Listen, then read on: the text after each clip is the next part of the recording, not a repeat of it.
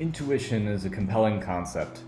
It's our mind's way of steering us toward the truth when our research and rationale have been exhausted, like an otherworldly power.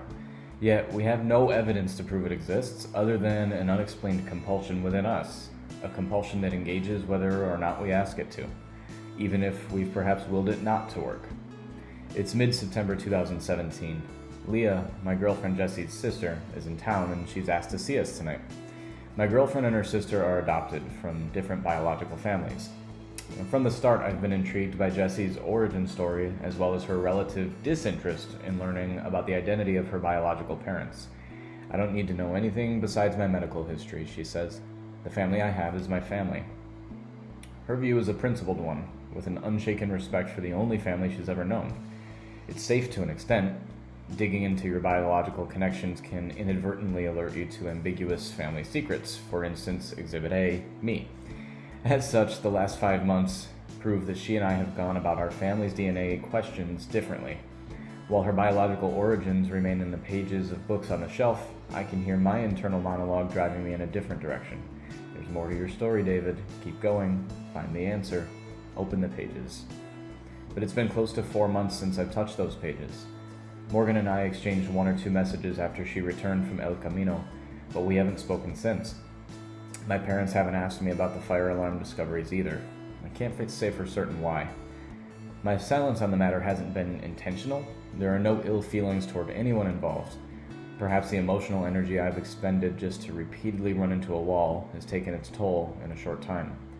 But that doesn't mean my thoughts about it have gone dormant in the last 4 months. Leah arrives on time. If you didn't know Jesse or Leah weren't from the same biological parents, you'd probably figured out by the time you saw them. Jesse's about 5'5", with fair skin and freckles that glow under her green eyes. Leah is about 5'1", with dark hair and brown eyes. They're sisters, but as adopted ones, they look nothing alike. Leah lives in New York City and has for close to 5 years. Catching up with her is largely a covering off on the basics: work, her boyfriend, friends. But since we only see her a handful of times a year, it feels like a piece of home in our otherwise quiet living room. A half hour in, though, Leah hits us with one of those hard transitions that are only used when there's something important or difficult to be said. So, she begins. The words hang like dangling power lines, a volatile current coursing through. It turns out, I'm not the only one in the midst of a DNA discovery. Leah has, by and large, been more curious about her origins than Jesse, but to what extent, we hadn't really known. She explains that her interest in learning about her biological countries of origin through Ancestry.com has brought with it some unintended surprises, namely the identity of a biological half-sibling, a 19-year-old girl born and raised 30 miles north of Miami, where Jesse and Leah were raised. I look at Jessie to see her reaction. She has this sensitivity to her that I adore, though in a protective gesture I put my hand on her shoulder to comfort her in case this has stung her in some way. In her heart, I know she knows Leah is her sister, but I hope this discovery hasn't caused her to question it. To my pleasant surprise, it doesn't seem she's bothered. Her mouth is slightly agape in surprise, but she's not upset. She always knew this day could come. But there's more. Leah continues, explaining that not only has she discovered the existence of this person, but she's made contact with this person. She and I share over 1,200 centimorgans, which is basically how much DNA you have in common with someone else. Jesse and I smirk. Yeah, I know all about that, I start. And then just as quickly, I tense up. Keep going, I say, but I'm going to grab my computer while you do. I hear everything Leah is saying, but my mind is on fire with a number that I now recall with haunting clarity. 1,509. It's the number of centimorgans that Morgan and I share with each other. We have more DNA in common with each other than Leah does with her newly discovered half-sister. I flip open the screen on my laptop to confirm it while Leah continues, and then concludes with the news that she's communicated with her half-sister, Sabrina. They have plans to meet in the near future, and as the night falls, I know that my plans for the near future have just changed too. 2 days later, on September 17th, Morgan and I speak on the phone. I share with her the details of Leah's story and the obvious discord it's brought squarely into my lap, not to mention Leah's. If Morgan is sweating this the way I am, she isn't making it obvious. But nearly 6 months since discovering the other, we make a pact with one another on this call. We are going to solve this mystery together, once and for all, regardless of the truths that come out and might disrupt our respective lives. Admittedly, with as little as we know, it's not something I fear, or frankly even consider. A couple of hours after the call, I flip open a message from Morgan on a walk back from a stop at Crema Gourmet, my favorite local coffee shop on the beach. If I'm up for it, she says, there's a way that we can uncover some greater detail about our connection without having to ask my uncles or my parents any questions. This sounds like the perfect path to uncover the answer in this game of Guess Who.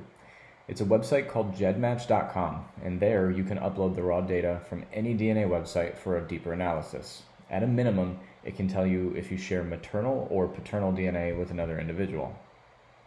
For tradition's sake, I call my parents to tell them about the website. I'm sure they won't give a shit.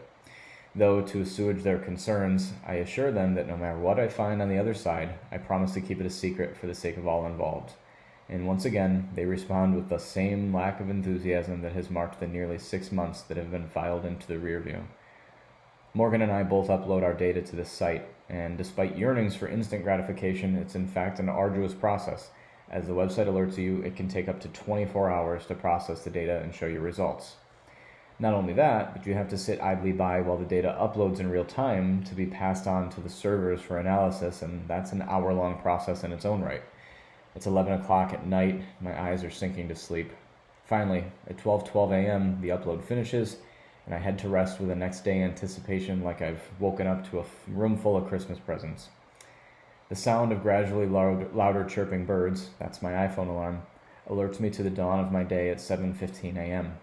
It's September 18th, and rather than snap the snooze button in my normal fashion, I instead stretch the sleep out of my extremities and walk to the living room to pop open my laptop. It opens the GED Match site from the night before, and after hitting the refresh button, a new page shows up with twisting double helixes and complicated text-heavy details. But one thing that's immediately clear is that Morgan and I are no longer alone. On a list of DNA matches, there is in fact a third one that shares the same DNA as Morgan and I. His name is Thomas Butler. My eyes widen, now completely awake with shock, or its closest accomplice, a pang of discomfort in my chest. A quick Facebook search only deepens the sentiment. Thomas was born 10 months after me, a mere 6 weeks before Morgan, also in Rochester, New York. 3 of us on the receiving end of this DNA mystery, born within a single year of one another in the same city. Completely anonymous, if not for the wonders of plastic vials filled with our saliva. Now, if Ashton Kutcher were to jump out from behind the bushes to tell us we were being punked, now would be the time. I even look around me in the solitude of my living room, wondering with total sincerity if someone is pulling a prank that's reached its peak. I immediately call my parents and again arrange for both of them to be on speakerphone. As I dial, I weigh the explanations I've conjured in my mind over the course of nearly 6 months. Morgan being the single match and only shared thread to the story, that made the outlandishness of thinking she could somehow be my dad's sister seem maddening yet plausible. But another match has rocked me. As the first dial tone makes its way through the line, I flash back to all the stories I'd been told about how I was conceived. My parents had tried unsuccessfully for 5 years to start a family, and then I came along. If my dad hadn't donated sperm in that time, was the truth worse? Had he had an affair that resulted in other children, and had he done it twice? The night before, Morgan had warned me with great care to consider it. I was offended by the intimation, but of course I understood the biological explanations that now seemed to be staring us square in the face. Both of my parents are home this morning. Dad picks up once more with Mom at his side, and I relayed this new information to them, leaving out my dad is the smoking gun theory, and they seem as befuddled as I am. I promise if there's a secret I won't say anything. I just need you to know what this information is saying, I explain. But there's no secret to be shared, they insist.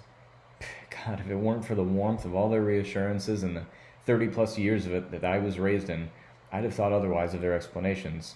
Yet and still, I'm shook, disoriented. I am related to 2 new people on my dad's side of the family. My dad is the only son on that side who could father a child in that time frame, at least logically. And there's no real plausible way to validate my cockamamie theory that my own dad wasn't his dad, or maybe his own dad wasn't his dad, and that I am uncovering his long-lost siblings in real time. What in the actual fuck is going on? As the night falls and my thoughts poke and prod me like unwelcome strangers in a crowded hall, I go to bed with these welcome bedfellows making rest a near impossible task.